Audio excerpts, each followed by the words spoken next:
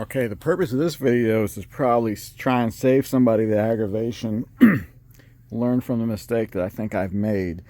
So I was driving Mr. Chris's car, and the car's running great, all that good stuff. But of course, being a Buick in Buick fashion, I go back to the shop. I have a little bit of oil leaking from up in this area, the valve cover running down, dripping off the shield, dripping on the starter bolts.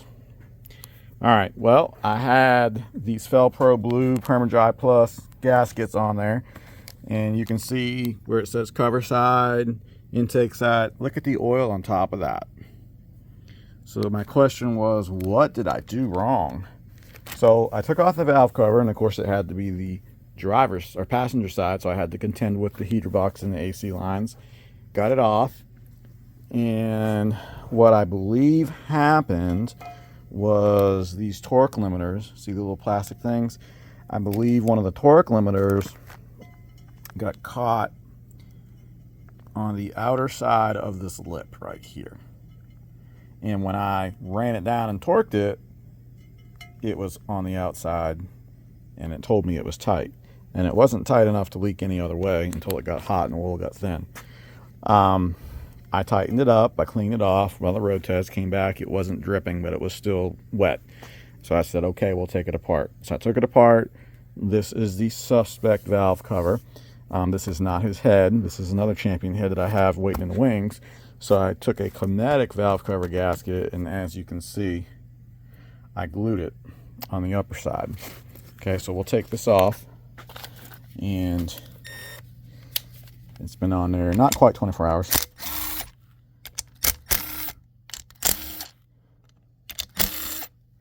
The good thing about these Kinetic gaskets is they are really tough. You probably can break the fasteners before you can ruin the gasket. And now you can see I've got a pattern where it's all sealed. And this is what's called Armrid fiber. So it's very forgiving. It's not like cork, where cork will split and dry out. This stuff usually lasts the whole entire engine, the life of the engine, which the life of these engines is not 100,000 miles. So that's what I'm going back with, because I don't want to chance another leak. So it was leaking like right in this area. And I will also most likely put a thin smear of RTV down here. A thin smear, not a lot, just like I did here. But things to check was the length of the bolts, because I don't use the bolts they send. So, okay, did I have a bolt that was too long? No, I didn't. The other thing to check is the depth of the holes. How deep are they? And you can see by the picture, they're way deeper than what I've got. So it wasn't a fastener issue. It wasn't that the fastener was bottoming out.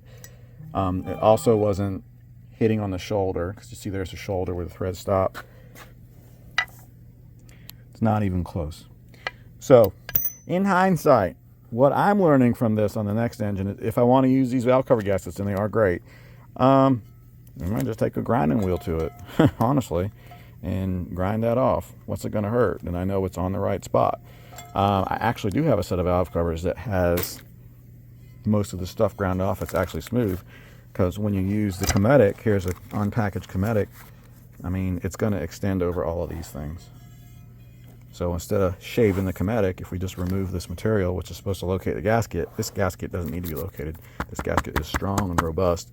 So that's an option. Here is what is the torque limiter. Okay, so this is what Fel-Pro puts on this gasket. They deem it a torque limiter. So that means when you run the bolt down and it gets tight, it's tight. It's hitting this and it's stopping, versus the silicone, which is completely getting squished.